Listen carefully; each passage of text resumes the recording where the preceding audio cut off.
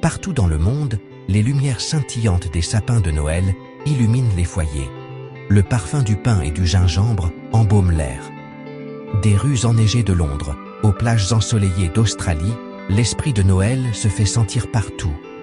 Comment cette fête, célébrée avec tant de ferveur et de joie, est-elle née? Embarquez pour un voyage dans le temps, à la découverte du berceau cosmique de Noël.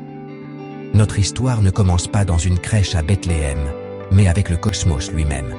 Les civilisations anciennes, conscientes des mouvements du soleil et des étoiles, reconnaissaient l'importance du solstice d'hiver. Cet événement astronomique, marquant le jour le plus court et la nuit la plus longue de l'année, symbolisait la renaissance et la promesse d'un nouveau départ. C'est de cette profonde observation cosmique qu'émergent les racines de Noël.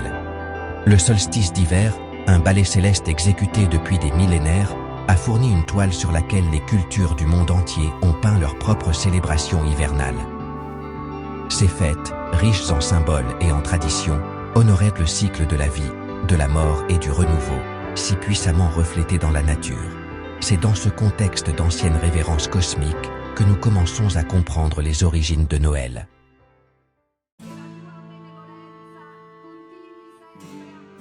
Bien avant la naissance de Jésus, les Romains célébraient les Saturnales, une fête en l'honneur de Saturne, le dieu de l'agriculture. Commençant le 17 décembre, les Saturnales étaient une période de festins, de cadeaux et de réjouissances. Les restrictions sociales étaient assouplies et les esclaves bénéficiaient d'une liberté temporaire. Le 25 décembre, les Romains célébraient le Dies Natalis Solis Invicti, la naissance du soleil invaincu. Ce festival marquait le retour de la force du soleil après le solstice. Ces fêtes romaines ont fourni un terrain fertile pour les traditions de Noël.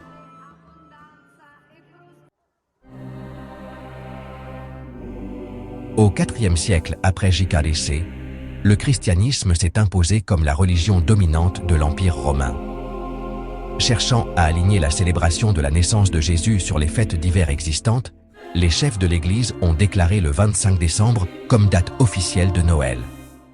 Cette décision stratégique a permis au christianisme d'absorber et de transformer les traditions païennes en les imprégnant d'un nouveau sens. L'histoire de la naissance de Jésus, avec ses thèmes d'humilité, d'espoir et d'amour divin, contrastait fortement avec les célébrations souvent tumultueuses des Saturnales. Cependant, l'esprit de générosité et de bienveillance qui imprégnait ces fêtes antérieures a trouvé une nouvelle expression dans la célébration chrétienne de Noël. L'échange de cadeaux, par exemple, est devenu un acte de charité et d'amour, symbolisant les cadeaux offerts à l'enfant Jésus par les rois mages. L'établissement du 25 décembre, comme date de Noël, a marqué un tournant dans l'évolution de la fête. Elle est passée d'une célébration enracinée dans les traditions païennes à un jour saint commémorant la naissance de Jésus.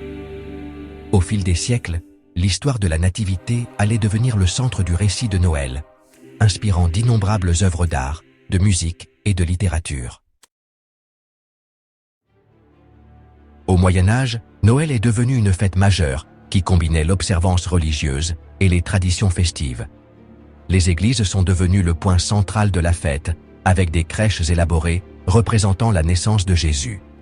Ces représentations grandeur nature, mettant souvent en scène des animaux vivants et des acteurs, donnaient vie à l'histoire de Noël pour le public médiéval. Les chants de Noël, initialement chantés dans le cadre des célébrations païennes du solstice, ont été adaptés pour raconter l'histoire de la naissance de Jésus. Ces hymnes joyeux, souvent interprétés de porte à porte par des musiciens itinérants, répandaient la joie de Noël et sont devenus une partie intégrante de la tradition de Noël. De la mélodie poignante de Douce Nuit au refrain jubilatoire de Joie dans le monde, les chants de Noël continuent d'évoquer l'esprit de Noël. Les festins de Noël, une tradition remontant à l'époque romaine, sont devenus encore plus élaborés au Moyen Âge. Les familles se réunissaient pour partager des viandes rôties, du vin épicé et des sucreries, transformant la fête en un moment d'abondance et de gourmandise. Le festin de Noël, souvent accompagné de musique, de danse et de contes, a cimenté le rôle de la fête comme un moment privilégié pour la famille, les amis et la communauté.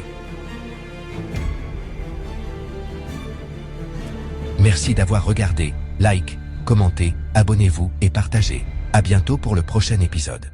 Monde Magique, par RGP Films.